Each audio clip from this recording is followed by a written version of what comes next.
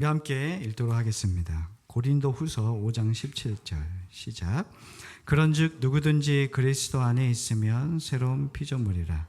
이전 것은 지나갔으니 보라 새 것이. 아멘. 오늘 우리에게 주시는 하나님의 말씀, 복음의 결과, 진정한 변화라고 하는 주제로 함께 말씀을 나눠보도록 하겠습니다. 우리 지금 계속해서 복음 시리즈 오늘 4번째 시간입니다. 하나님께서 우리에게 정말 우리가 알아야 할 것, 총체적인 복음, 부분적인 복음도 중요합니다. 그 말씀을 해석하고 이해하는 것 중요하지만 성경 전체가 우리에게 설명하고 있고 우리에게 무엇을 이야기하고 있는가는 매우 중요합니다. 그래서 성경을 보는 눈이 우리가 편협되지 않도록 정말 성경이 얘기하고자 하시는, 또 하나님이 우리에게 알려주고자 하시는 내용을 우리가 알아야, 하나님의 마음을 알아야 하나님의 마음에 합한 사람으로 살 수 있습니다. 그래서 오늘 4번째 시간은 좀 집중해서 잘 들으시고 여러분들의 삶에 또 여러분들 자신에게 적용해 보시는 시간이 되었으면 좋겠습니다. 성경은 오직 예수 그리스도만을 전하고 있습니다. 예수님이 우리에게 기쁜 소식이고 복음이다, 이렇게 분명히 이야기하고 있습니다. 영원한 갈증, 영원한 허무 가운데 있는 인간에게 본질상 인간이 왜 그렇게 되었는지 성경이 이야기하고 있습니다. 그것은 죄로 인한 것이다 라고 얘기하고 있죠. 그것은 우리의 영혼에 병이 걸렸다라고 하는 거예요. 우리로서는 고칠 수 없는 영혼의 병 말입니다. 교회를 다니고 복음을 믿는다고 하는 사람들이 복음에 대해 반응하는 모습을 보면 우리가 얼마나 하나님의 복음을 알지 못하고 또 깨닫지 못하고 있는지를 알게 돼요. 자, 복음에 대한 반응들이 여러 가지가 있는데 첫 번째가 뭐냐면 이런 거예요. 너무 무지해요. 성경에 대해서 몰라요. 내가 아는 것을 신앙이라고 얘기합니다. 자, 그래서 복음 얘기는 하는데 복음에서 이 성경에서 무엇을 얘기하는지 아무도 몰라요. 제대로 아는 사람이 없어요. 그래서 이걸 테스트해 보려면 이렇게 할 수 있습니다. 자, 복음에 대해서 설명해 주시죠. 이렇게 얘기하면 여러분들이 설명하셔야 됩니다. 복음에 대해서. 왜요? 여러분들은 믿는 바가 복음, 예수 그리스도잖아요. 그러면 믿는 바를 이야기하지 못한다는 것은 아는 겁니까? 모르는 겁니까? 모르는 거죠. 무지한 사람들이 많단 말입니다. 그래서 진리, 이 복음에 대해서 복음이 나에게 어떤 영향을 끼치고 있는지에 대해서도 전혀 이것이 왜곡되고 무지하다 보니까 전혀 다른 이야기 하는 겁니다. 이쪽 다리가 가려운데 뭐 하는 거예요? 머리를 긁고 있는 모양이에요. 자, 우리가 무지하다는 거죠. 두 번째는 뭐냐면은 사람들이 덮어놓고 믿어요. 성경을 덮어놓고 그냥 믿어요. 뭘 믿는지 몰라요. 하여튼 믿는데요. 믿긴 믿는데 뭘 믿는지 몰라요. 자, 나는 제자 훈련을 받았고 성경 공부를 했어. 끝이에요. 그게 교회를 다닐 수 있는 관문이라고 생각을 하는 것 같아요. 그거 아니에요. 성경은 우리에게 뭘 얘기하냐면 그게 아니다. 복음은 우리에게 처음이자 결론이다. 이게 시작이고 이게 결론이다 얘기하는 거예요. 예수 그리스도는 여러분들이 예수 믿었기 때문에 끝나는 거예요. 그 다음에 또 뭐가 있는 게 아니에요. 신앙이 더 깊어지는 건 있을 수 있지만 복음, 처음에 복음으로 시작했다 그 다음에 다른 걸로 끝나지 않아요. 복음은 계속 복음입니다. 시작도 복음이고 마지막도 복음인데 우리는 어떻게 얘기하냐면 성경 공부 제자 훈련, 복음은 내가 교회를 등록해서 제자 훈련 받고 세가족 훈련을 받고 이렇게만 생각하는 거예요. 그거 아니에요. 우린 계속 복음을 외칠 거예요. 복음 밖에 이야기할 게 없다는 말이에요. 자, 세 번째는 뭐냐면 무감각해요. 이 복음에 대해서 감각이 없어요. 복음을 듣긴 듣는데 특별한 감각이 없는 거예요. 복음은 자신에게 아무 상관이 없게 느껴지는 건가라고 하는 생각이 들 정도예요. 자, 여러분들이 영화를 보고 드라마를 보면 어때요? 눈물을 흘립니까? 안 흘립니까? 안 흘린다고요? 자, 여러분들이 아이들이 막 합격을 하고 대학 합격을 하고 승진을 하면 어때요? 기분이 좋아요, 안 좋아요? 좋아요. 근데 복음을 듣는데 그게 나와 아무 상관이 없이 무관하게 느껴지는 거예요. 거기에 대한 감각이 없어.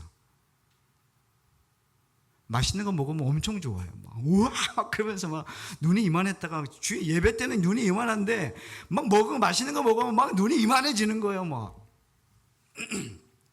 뭐예요? 지금 복음이 내가 듣고 있는 복음은 나랑 상관이 없나?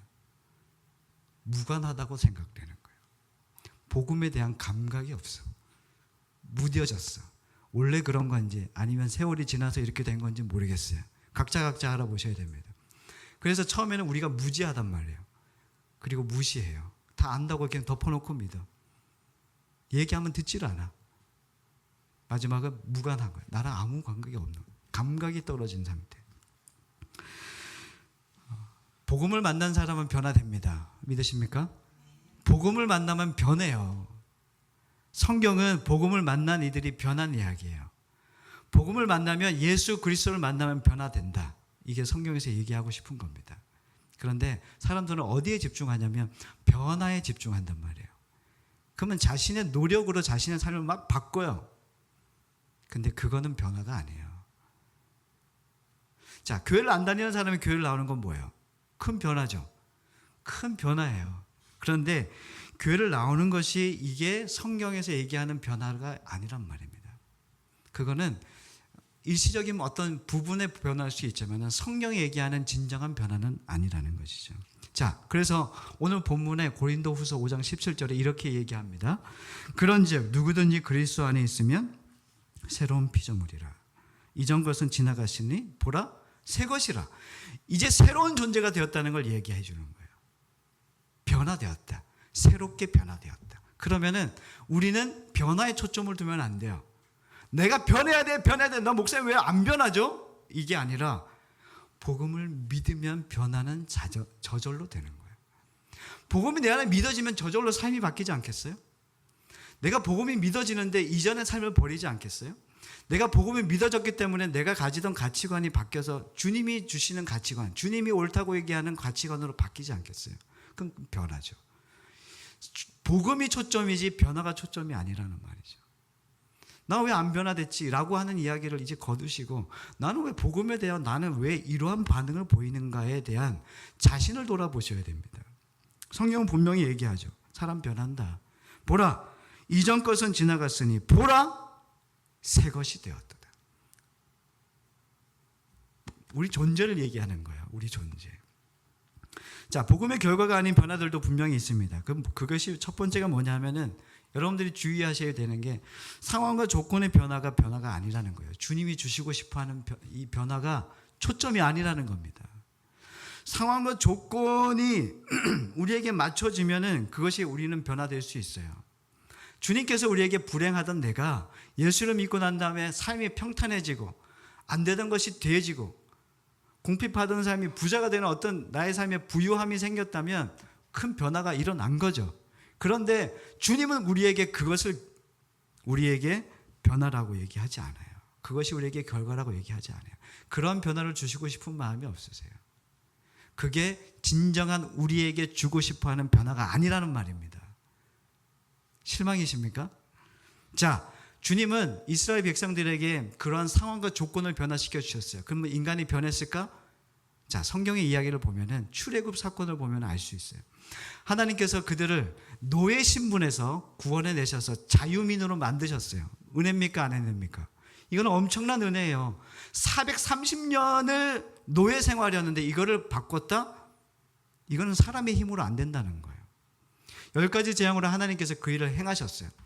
출애굽했습니다. 그리고 하나님께서 광야 시간 내내 홍해를 건너게 하시고 구름 기둥과 불 기둥으로 그들과 함께 하시고 만나와 메추라기를 먹이시고 반석에서 물을 내셨단 말입니다. 하나님이 하신 거예요. 상황이 바뀌었어요? 안 바뀌었어요? 완전 바뀐 거예요. 하나님이 이들에게 손머리 되어주시고 모든 것을 해주고 계세요. 2년이 지났습니다. 가데스 바네아, 이제는 가나안을 앞에 두고 12명의 정탐꾼을 보냅니다. 자, 12명의 정탐꾼 이야기 아시죠? 자, 12명의 정탐꾼이 40일 동안 정탐하고 돌아와서 보고한 내용이 뭐냐면 10명은 부정적인 이야기를 하는 거예요. 우리 완전히 메뚜기예요. 그 사람들은 거인이에요. 가나안 사람들 거인이에요. 우리 가면 죽어요. 가면 안 됩니다. 10명이 얘기한 거예요. 근데 2명은 갈렙과 여호수아는 이렇게 얘기합니다. 아닙니다. 걔네들은 분명히 키도 크고 그네들은 힘이 셉니다. 그러나 그들은 우리의 밥입니다. 왜요? 하나님이 우리에게 그 땅을 주셨기 때문에. 자, 그러자 사람들의 반응, 60만 명이 되는 그 유대인들의 반응, 이스라엘 백성들의 반응이 어떤지 아세요? 사람들은 이 2년 그 출애굽 후에 하나님께서 보호하시고 지키신 걸 다 경험했음에도 불구하고 그런 상황에 딱 오자 어떻게 하냐면 갈렙과 여호수아를 또 모세를 죽이려고 합니다. 성경에 나와 있어요. 돌로 쳐 죽이려고 그래요. 왜요? 원망하는 거예요. 우리를 죽이게 하려고. 우리를 죽이려고 이렇게 데리고 왔냐? 이렇게 얘기하는 거죠. 상황과 조건을 바꿔서는 안 된다는 거예요. 그게 진정한 변화가 아니에요. 사람은 어때요? 죄인이에요. 상황과 조건의 변화는 언제든지 우리에게 바뀔 수 있어요. 근데 상황과 조건과 상관없이 하나님이 하나님이시면, 하나님이 나의 하나님 되시면 그것과는 상관이 없게 되는 거죠. 하나님 우리에게 주시고 싶은 것은 그런 모양이 아니라는 얘기예요.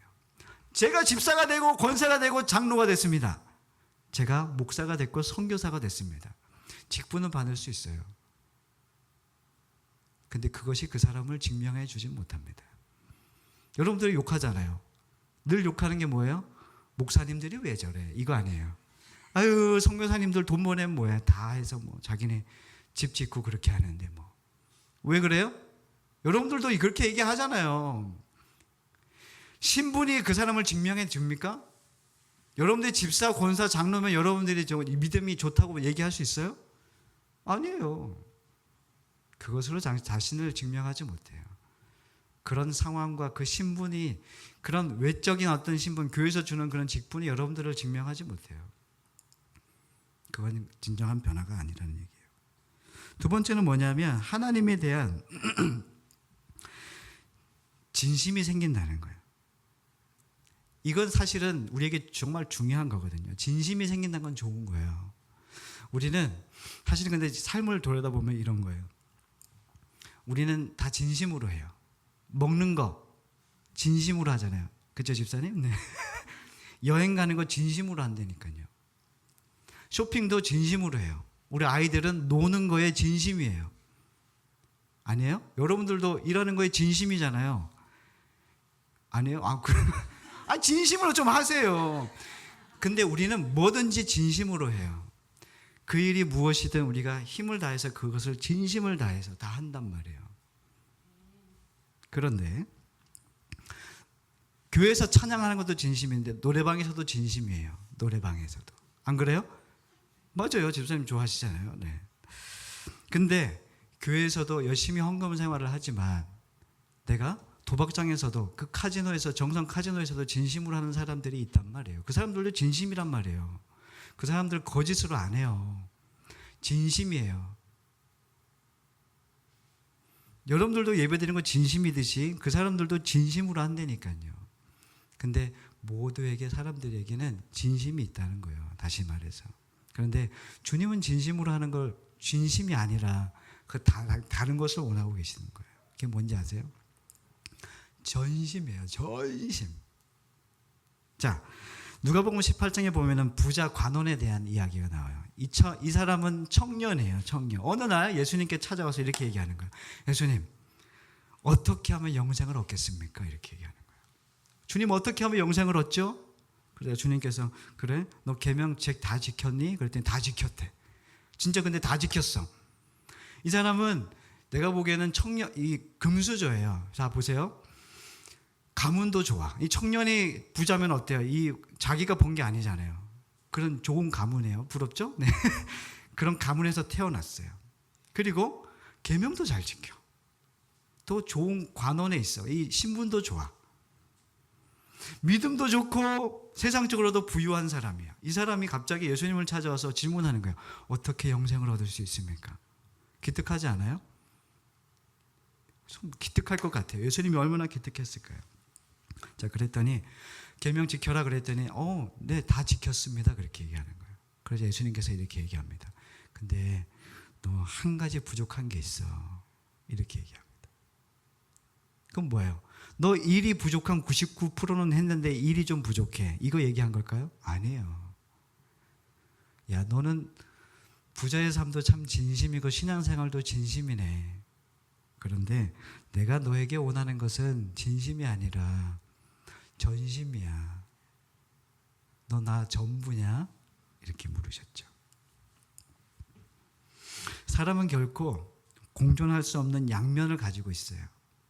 자, 하나님에 대해 거룩함을 갈망하는, 우리 그리스도인들은 거룩함을 갈망합니다. 이것도 진심이에요. 그런데 정반대로 정욕을 따르는 것도 진심이에요.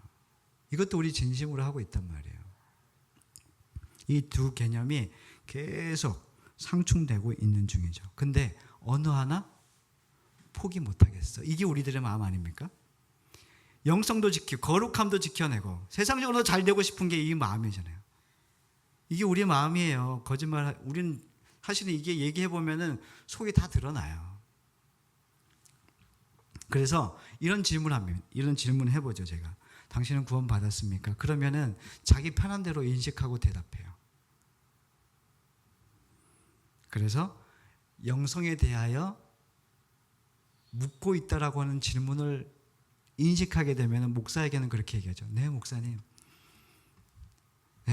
저 주님 갈망하고 주님의 거룩함을 담고 싶어요. 이렇게 얘기합니다. 근데 또 어때요? 세상 가면 세상에 대하여 진심으로 그렇게 살아간다는 거죠. 두 개 다 진심이에요. 근데 주님께서는 그 진심으로 아니라 이 선택의 기로에 섰을 때 너희들이 결국에 하나를 선택해야 되는 순간이 오면 너희들이 넘어지는 곳은 어디야? 이렇게 얘기해요. 엎어지는 곳은 어디야? 무엇을 잡을까? 무엇을 잡고 이 둘 중에 하나는 선택해야 되는 순간이 오면 우리가 분명히 잡는 것이 있다는 거죠. 쉽게 얘기하면 돈이냐 주님이냐예요. 이 청년에게 주님께서 물으시는 겁니다. 너 결국에 선택해야 되는 순간이 오는데 너 뭐냐? 영생이냐 돈이냐 이렇게 묻고 계신 거죠. 돈을 갖고 싶어하는 자신, 세상에 여지없이 변명의 여지 없이 자신의 그 마지막 선택의 기로에 섰을 때 자신이 드러난다는 거예요.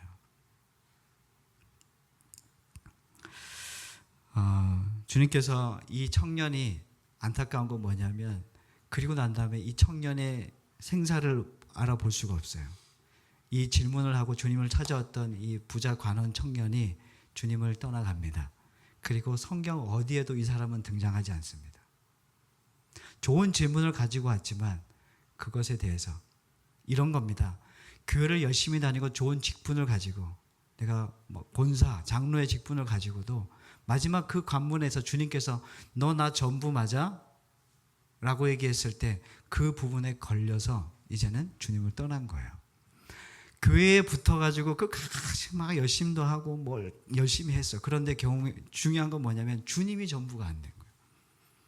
열심은 열심대로 되고 교회 헌신은 헌신대로 하고 사람들과 어울리기는 어울렸는데 결국에는 그 마지막에 이 사람은 없는 거예요. 주님의 나라에 이 사람은 없을 수 있다는 거예요. 주님은 그 사람에게 묻는 거예요. 마지막 기회를 주신 거예요. 근데 그 사람은 떠나가고 없습니다. 자, 주님이 안타까운 마음으로 이렇게 얘기하십니다. 부자가 하나님 나라에 들어가기가 어찌나 어려운지 낙타가 바늘길을 들어가는 것보다 어렵다 이렇게 얘기했습니다. 그러자 제자들이 묻습니다. 주님 그럼 어떻게 해요? 부자 되면 천국 못 갑니까? 그러자 주님께서 이렇게 얘기합니다. 아니 사람으로는 할 수 없는데 하나님은 하실 수 있어 이렇게 이야기합니다. 사람이 바뀌고 복음이 말하는 변화가 일어난다는 것은 사람의 말에 설득당하는 것이 아닙니다. 여러분들 사람의 말에 설득당하면 안 돼요. 목사의 말에 설득당하는 게 아니에요. 그것이 내 안에 믿어지는 거예요. 사람의 열심 따위가 내가 어떤 이 복음을 넘어서 내가 먼저 행할 수 있는 어떤 그런 힘이 생기는 게 아니에요. 내 열심과 내 힘이 아니에요. 그 어떤 사람의 그 설득력 때문에 내가 그의 자리에 있는 게 아니에요. 복음을 진짜 만나면 변한다니까요. 진짜 변한다니까요. 여러분들이 제 삶을 봤으면 여러분은 여기 앉아서 설교 못 들어요. 내가 어떤 사람인지 알면 여러분들 설교 못 듣는다고요. 그래서 얘기 못 하는 거예요.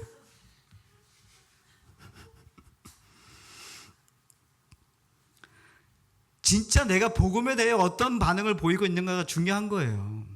복음 예수 기도 찬양하고 막 하는데 선교 얘기하는데 그건 뭐예요? 그건 다 할 수 있는 이야기예요. 조금만 교회 다니면서 이 교회 문화를 조금 체득하면은 목사의 사랑받는 법도 알고 성도들에게 존경을 받는 것도 알아요. 근데 그게 여러분들을 구원하는 거 아니에요. 복음을 만나야 변화된 존재가 새 것이 되어 주님의 나라의 새 사람으로 살아갈 수 있다는 거예요. 성경은 다른 거 얘기 안 한다니까요. 열심을 안 해도 돼요. 복음을 만나면 그 열심 얘기 안 해도 돼요. 그냥 사라져요. 힘들지 않아요. 살아가면 그 열심을 내면 힘들잖아요. 그래서 1년 딱 지나고 나니까 힘들잖아요. 안 그래요? 안 그래요? 그래요. 여러분들 1년 해보니까 열심을 내던 사람들은 힘들어요. 근데 은혜가 있는 사람은 해요. 주님이 사랑하면 해요. 주님이 사랑하는 마음이 더 커지면 그게 힘들지 않아요. 힘든 거 왜 그러냐면은 자기가 열심히 했기 때문에 힘든 거예요. 자, 그러면 진정한 변화는 있을 수 있을까요? 없을까요? 있다. 성경은 이야기하는 거죠. 자, 첫 번째 진정한 변화는 어떤 거냐면 이겁니다. 첫 번째, 주인이 바뀌는 거예요. 주인이. 중심이 바뀌는 걸 이야기해요. 내 인생의 주인이 나였는데 예수님이 되는 거예요. 이 어려운 개념 아니죠. 내 인생에 내가 주인이었단 말이에요. 진정한 변화는 내가 내 인생의 주도권을 내가 쥐고 있었는데 이 주도권이 이제는 주님께 맡겨져서 주님이 내 인생의 주인이 되는 것이 진정한 복음의 진정한 변화라는 것이죠. 자, 누가복음 9장 23절 다 외우실 겁니다. 또 무리에게 이르시되 아무든지 나를 따라오려거든 자기를 부인하고 날마다 제 십자가를 지고 나를 따를 것이라. 여기서 뭔 얘기하냐면 아무든지예요. 아무든지. 집사, 권사, 장로, 선교사, 목사 그거 안 따져. 나는 주님이 그거 얘기하시는 거예요. 아무든지.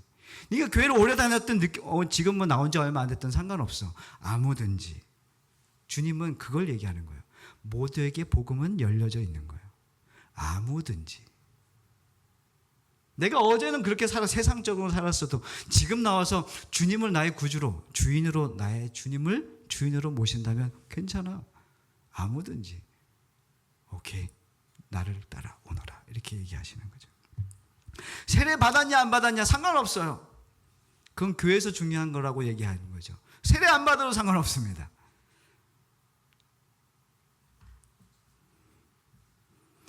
교회에 들어와서 멤버십이 되기 위해서 여러분들 세례 받기 원한다면 그건 안 해도 됩니다.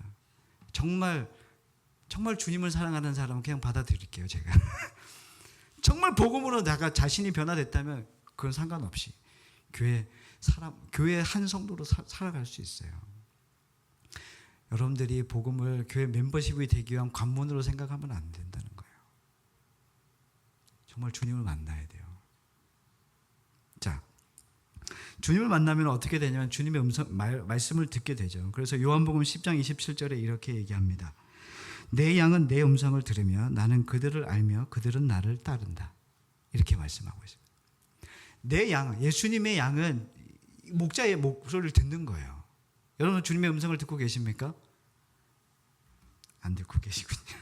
자, 요한복음 15장 5절 말씀. 나는 포도나무여 너희는 가지라. 그가 내 안에 내가 그 안에 거하면 사람이 열매를 많이 맺나니 나를 떠나서는 너희가 아무것도 할 수 없습니다. 우리는 주님을 떠나서 아무것도 할 수 없는 존재입니다. 예수님 없이도 얼마든지 살아갈 수 있다. 난 그런 능력이 있다. 라고 하는 것은 그 사람은 참 불행한 사람입니다. 본능에 이끌리는 짐승 같은 삶이 주님께서 우리에게 주시고 싶은 삶이 아니에요. 주님의 형상을 닮은 하나님의 사람으로 하나님이 없으면 아무것도 못하는 사람으로 주님께서 만들어 가고 계세요. 때로는 저 사람이 왜 저러나? 왜 저러나? 하나님이 오다가 안 떨어졌어요. 주님이 안 가르쳐 주세요.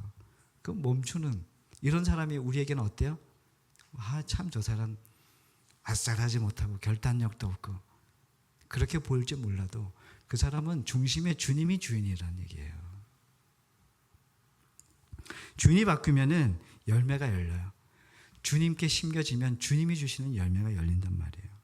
자, 이리의 옷을 입은 이리가 양의 옷을 입었다고 쳐요. 그러면 그 이리죠.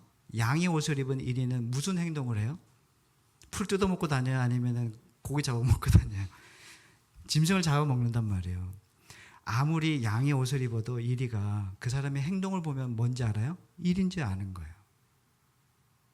여러분들이 어떤 직분이 중요한 게 아니에요. 그 사람이 어떤 사람이냐는 그 사람의 삶이 증명해줘요. 어려운 거 아니죠. 사과나무는 사과 열매가 열리게 되는 거예요. 나는 사과나무인데 나는 복숭아 나무야. 그럼 복숭아 열매가 열려요? 안 열려요. 그냥 증명이 돼요. 그건 삶이라는 거예요. 여러분들이 주님을 주인으로 삼고 살아가느냐?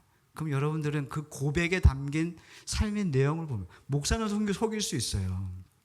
성도들을 속일 수 있다니까요. 왜? 교회에서 보고 그 얘기를 하니까. 근데 자신의 삶을 보면은 사실은 가까이 좀 지내보면 알게 돼요. 저 사람이 정말 주인이 예수님인지 아니면 자기가 주인이 되어 살아가는지.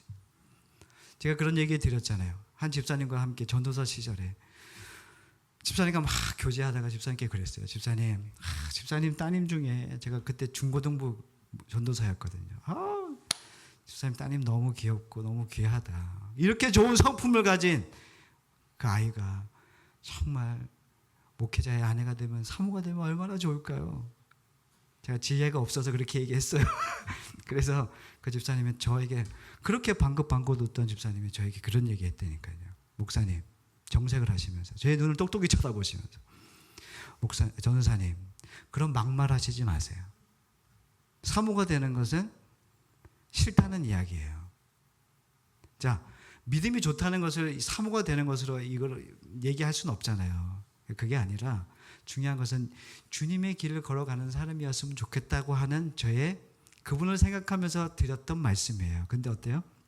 막말이 됐어요, 그 말이. 자, 여러분들이 지금 질문 드리면 이런 거예요.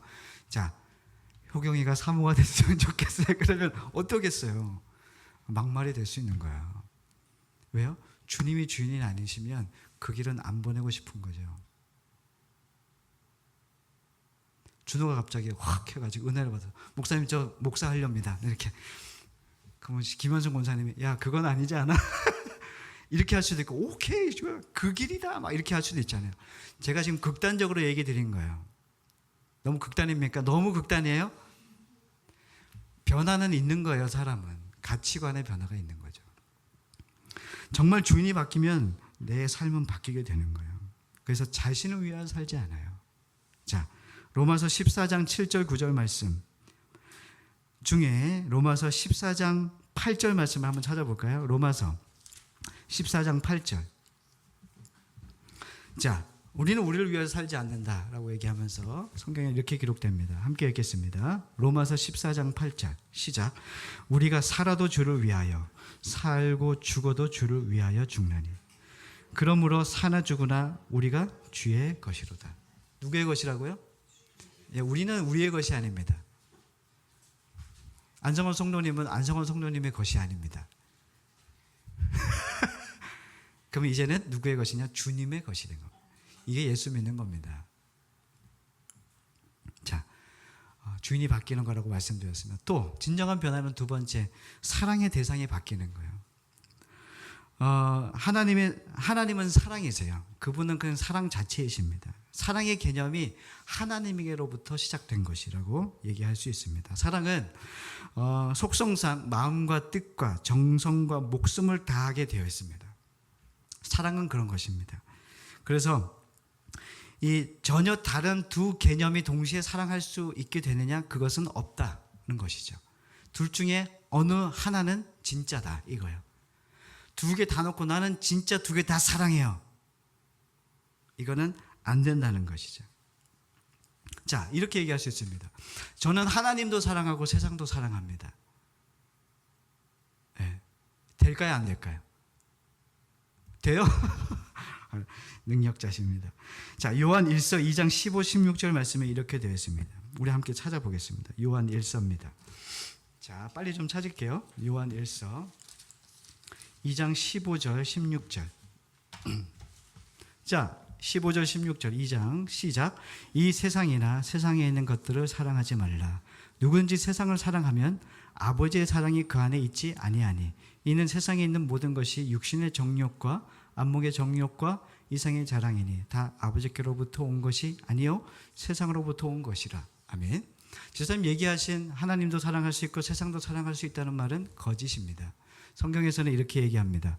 이 세상에 있는 모든 것들, 세상을 사랑하는 자, 세상이나 세상에 있는 것들을 사랑하지 말라. 누구든지 세상을 사랑하면 아버지의 사랑이 그에게 없다고 있다고요? 없다. 세상을 사랑하면은 하나님 사랑이 그 안에 없다. 하나님을 사랑하면은 세상의 사랑이 그 안에 없다. 입니다. 성경은 단호해요. 여러분들이 뜨뜻미지근하게 이렇게 저렇게 믿었다 치고 악 넘어갑니다. 성경은 분명해요. 세상을 사랑하면 하나님의 사랑이 그 안에 없습니다. 세상은 자아를 사랑하게 부추깁니다. 자기를 사랑하게 부추기는 거예요. 계속 납니다. 나. 자기밖에 몰라요. 뭘 해도 자기 사랑이에요. 그래서 자기가 생각하고 자기가 원하는 것들을 계속 추구하게 만들어요. 그래서 육신의 정욕, 안목의 정욕, 이생의 자랑, 이것이 내 안에 가득 차게 된다는 것이죠. 그 주체는 누구라고요? 나입니다. 나. 그것도 바른 내가 아니고 비틀어진 죄인된 나라는 거예요. 여러분들은 나를 왜 우리는 계속 부인해야 되냐면 이미 죄인된 나이기 때문에 부인하라는 거예요.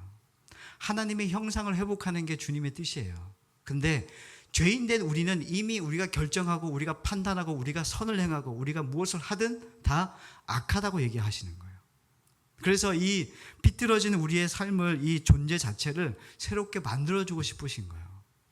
새로운 생명이 들어와야 그 생명으로 새롭게 정직하게 바르게 그 삶을 걸어갈 수 있기 때문에 성경은 그걸 주고 싶으신 거예요. 그런데 이게 없으면 계속 하나님을 믿는다고 교회에 앉아 있지만 이 교회에 들어앉아서 뭐 하냐면 하나님을 이용하고 있는 거예요.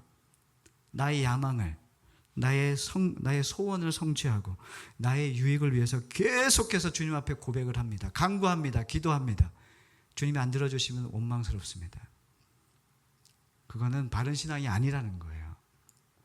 자, 여러분들 기도하지 않습니까? 여러분들 어떤 기도 많이 하십니까? 금식 기도 해보셨습니까? 저는 하면 안 돼요. 왜요? 5일만 하면 죽습니다. 이 자리에 못 섭니다. 금식 기도가 있고요. 또 여러분들 뭐 어떤 기도 있습니까? 뭐 새벽 기도, 또 금요 철야 기도, 작정 기도, 이거 다 하잖아요. 100일 기도, 40일 기도, 이런 거 하잖아요. 이 기도의 목적이 뭐예요? 하나님을 알고 싶어서예요? 아니면 여러분들의 문제 해결을 바꾸기 위해, 문제를 해결하기 위함이에요? 그만두세요, 이제 그럼. 좀 고상하게 좀 괜찮은 데로 가셔야 돼요. 그거 할 거면은 내가 원하는 걸 얻어내기 위하면 주님은 필요 없어요, 사실은. 주님이 아니어도 된다고요. 제가 지금 이렇게 단호하게 얘기하는 거는 우리는 교회는 그렇게 가지 않아요. 성경에 그렇게 가르치지 않아요. 제가 그게 역겨워서 그렇게 못하겠다고요. 우리가 하나님께 얻어내고 싶은 게 아니란 말이에요. 하나님 다 주셨단 말이에요. 생명을 주셨는데, 아들을 주셨는데 그것도 부족하다고요. 계속 더 달라고. 내 문제가 해결되게 해주시고 내 소원이 이루어지길 원하시고 내 자녀도 잘 돼야 됩니다. 승진해야 되고 내 자녀도 좋은 대학 가야 되고 좋은 남녀 만나야 되고 그거 원해서 기도할 겁니까? 그게 전부예요? 주님은 그걸 위해서 오시지 않았어요. 사망의 권세를 끊고 우리에게 생명 주시고 싶어서 오신 거예요. 근데 계속 그렇게 하실 거예요?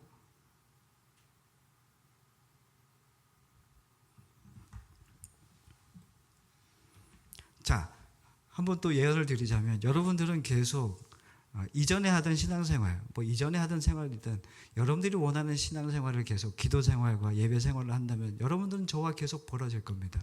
이 자리에서 제가 눈을 마주치면 여러분들의 눈이 계속 피해질 겁니다. 이제 각오하십시오.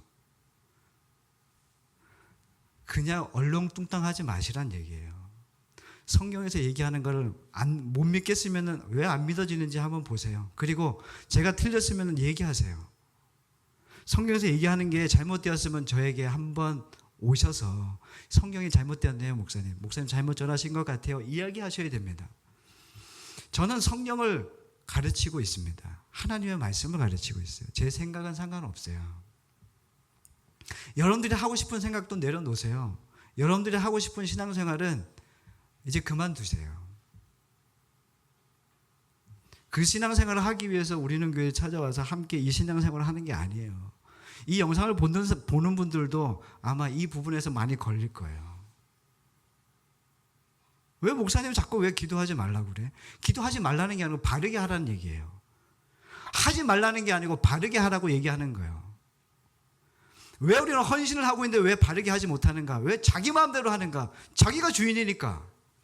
내가 좋아하니까, 내가 사랑하니까, 내 뜻이 그러니까. 그게 아니란 말이에요.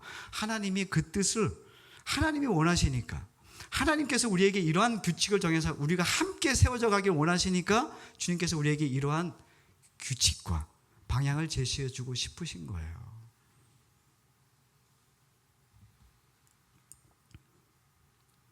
여러분들이 계속 주인을 바꾸지 않고 나의 사랑의 대상을 주님으로 바꾸지 않는, 나를 사랑하는 사람은 뭐든지 종교적인 행위도 자신을 위해서 바꿉니다.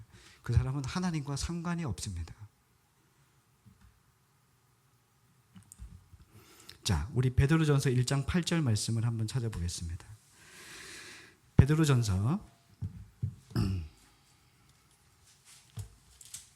1장 8절 9절 말씀.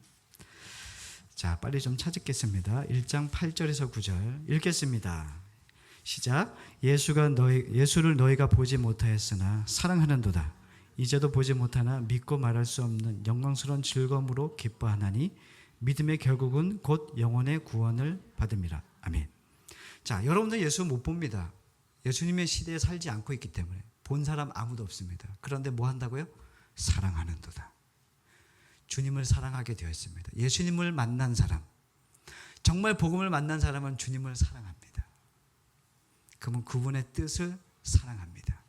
그분의 방법을 사랑하고 그분의 함께 가자고 하시는 그 길을 사랑합니다. 그게 사랑입니다. 보지 못해도 됩니다. 사랑으로 알게 된다. 성경은 분명히 얘기하고 있고, 그래서 믿음의 결국은 뭐라고요? 영혼의 구원을 받음이라. 여러분들 믿음이 있다는 게 뭐예요? 내 구원을 받았다는 거예요. 믿음은 다른 이에게도 영혼의 구원을 받게 해주는 믿음의 통로로 서게 해요. 방법을 알리지 않아요. 주님은 사랑이시라. 주님만이 우리의 전부 되심을 그 삶을 통해서 드러낼 수밖에 없어요. 갈라디아서 이렇게 얘기합니다. 갈라디아서 5장 6절. 그리스도 예수 안에는 할례나 무할례나 효력이 없대요. 사랑으로서 역사하는 믿음뿐이래요. 사랑으로 역사하는 믿음밖에 없대요. 이게 우리들의 사랑이 주님이 이제 우리의 사랑의 대상이 되었다는 거예요. 자, 말씀 마치려고 합니다. 한 선교사님이 사형리 가지고 이제 전도를 하게 됐어요. 사형리 아시죠? 사형리 가지고 전도하게 돼서 어느 고등학교 앞에서 전도를 하다가 교사를 만나게 됐어요. 교사에게 이렇게 전합니다. 선생님 예수 믿고 복 받으세요. 그랬더니 막 하더니 막 복음을 받아들였어요. 그래서 그럼 영접 기도를 좀 하셨으면 좋겠습니다. 그래서 영접 기도를 해드렸어요. 그랬더니 다 기도하고 따라 하시더래요. 그러더니 거듭거듭 감사하다고 고맙다고 얘기하더래요. 그래서 이 선교사님이 혹시 이게 엄청난 건데 그 사람이 너무 가볍게 여기는 건 아닌가. 그래서 그 사람에게 물어봤어요. 혹시 제가 지금 영접 기도한 이 내용이 무슨 내용인지 아세요? 이해는 하셨어요? 이렇게 얘기했더니 뭐 주님 주인 뭐 이런 거 얘기하신 거 아니세요? 그랬더니 네, 맞아요. 근데 그 주님과 주인이 어떤 뜻인지 아세요? 이렇게 했더니 잘 모른대요. 그럼 제가 설명을 해드릴게요. 나의 구주 주님으로 나를 그분을 나의 주로 영접한다. 주인으로 모신다는 얘기는 그분이 당신의 주인이 되셨다는 뜻이에요. 그것은 이제 주님께서 여러분 당신에게 나타나셔서 말씀해 주시기로 이제 너는 너를 위해 살지 말고 이제 가정에 돌아가서 부모님과 가족들에게 복음을 전해라.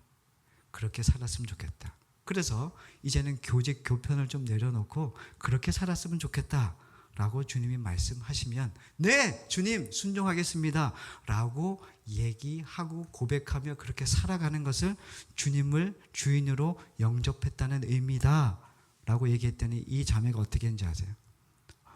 에이 빨리 얘기하시지. 그럴 줄 알았으면 얘기 안 받아들였죠. 아 그런 거였어요? 알았어요. 그러면 취소할게요. 복음은 이렇습니다. 복음은 여러분들에게 얼렁뚱땅 이것도 저것도 그냥 대충 두리뭉술하게 가지 않아요. 너무 극단입니까? 너무 복음이에요? 이 자매는 뭐 어떻게 됐는지 잘 모르겠어요. 그 이후에 취소하겠대요. 주님 영접한 거 취소한답니다. 자, 여러분들에게 기회를 드리겠습니다. 주님 영접한 거 취소하시겠습니까? 여러분들의 인생을 살고자 하신다면 이제는 주님이 여러분들이 아마 저에겐 얘기 안 하시겠지만 취소할 수 있어요. 안 살면 되니까. 근데 주님을 나의 구주로 섬기면은 주님께 순종하는 삶을 살아요. 목사의 말에 순종하지 말아요. 뭐 목사도 다 똑같아요. 성경을 얘기하는 목사의 말이면 순종하세요. 제 말이 아니니까. 그런데 이 부분을 건드리면 우리는 다 들통나요. 내가 어떤 존재인지. 사람은 바뀐다니까요. 복음을 만나면 바뀌어요. 참 주인으로 주님을 모시게 되고 주님을 사랑하게 돼요. 그럼 그분의 말과 그분이 행했던 일들을 찬양하게 되고 그것을 귀하게 여겨요. 나를 사랑하던 사랑이 주님께로 옮겨진 거예요. 이제는 주님만 사랑해요. 주님이 나의 전부예요. 융통성이 없다고요? 네, 융통성이 없을 수 있습니다. 그런데 그 사람은 그렇게 살아가면 주님이 주시는 은혜와 복을 가지고 그 사람을 통해 많은 이들이 모이게 되고 그 사람을 통해 많은 이들이 생명을 얻고 그 사람을 통해서 삶의 의미를 발견하는 사람들이 많아져요. 모르시죠? 안 살아봤으니까요. 내가 생각한 예상대로 되는 게 아니에요. 복음은 주님이 주체가 되세요. 주님을 따라 다니면 이게 뭐야 이거 망하는 것 같은데 안 망해요. 주님이 하시니까요. 말씀 두 개만 찾아보고 끝내겠습니다. 시편 89편입니다. 시편 89편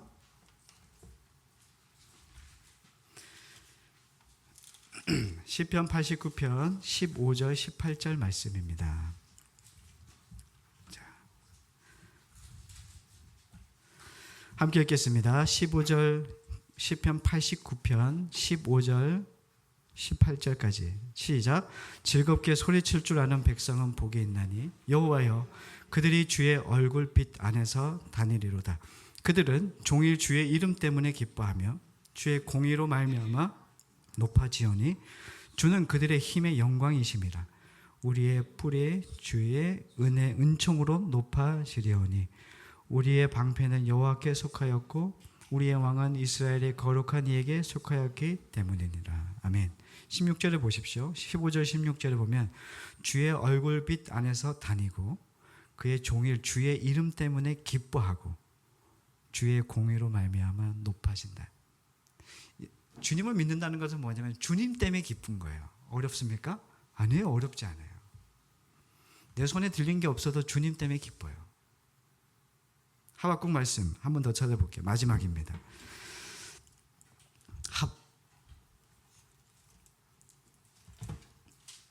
하박국 3장 17절 말씀입니다. 함께 읽겠습니다. 자, 시작. 비록 무화과 나무가 무성하지 못하며 포도나무에 열매가 없으며 감람나무에 소출이 없으며 밭에 먹을 것이 없으며 우리의 양이 없으며 외양간에 소가 없을지라도 나는 여호와로 말미암아 즐거워하며 나의 구원의 하나님으로 말미암아 기뻐하리로다. 아멘. 이 하박국 선지자가 이야기하는 거예요. 주님 믿는 게 이게 뭡니까? 아니 소도 없고 포도 열매도 없고 감람나무 소출도 없고 밭에 아무것도 없냐. 외양간만 있습니다. 소가 없어요. 그랬더니 마지막 깨닫게 된 거. 이 하박국 선지자 깨닫게, 주님 이게 나의 기쁨이 아니군요.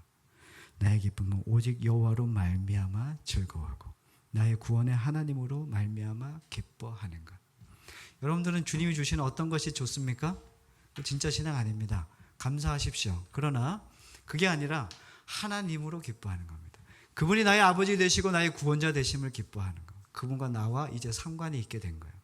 그분이 나의 아버지 되시고 나를 인도하시고 나에게 길을 인도하시는 분임을 알게 된 것이 기쁨입니다. 가치관의 변화입니다. 여러분들의 기쁨과 슬픔 어디에 있습니까? 이제는 세상 것에 어떤 눈에 보이는 것에 가치관을 두는 것이 아니에요. 오직 하나님, 오직 예수 그분이 이제 나의 가치관의 전부가 되셨어요. 그분으로 인하여 기뻐합니다.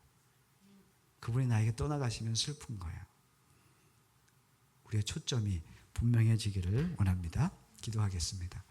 사랑과 은혜가 충만하신 하나님 감사합니다. 하나님이 우리에게 허락하신 신앙, 우리가 복음을 안다고 하지만 복음의 능력을 우리가 경험하지 못해요. 입으로만 복음 얘기하고 주님 예수로 산다고 얘기하지만 그의 삶을 보면 아무런 열매가 없는 세상의 욕심과 이생의 자랑에 섞여 주님 없이 살아가는 모습들이 우리 안에 있음을 압니다. 신앙의 모양도 우리가 만들고 우리가 종교적인 행위도 우리의 열심으로 행하는 우리들의 모습들이 있다면 주님 모두 파하여 주시고 하나님이 주시는 이 복음의 능력으로 살아가도록 우리를 이끌어 주옵소서. 예수님 이름으로 간절히 기도드렸습니다. 아멘.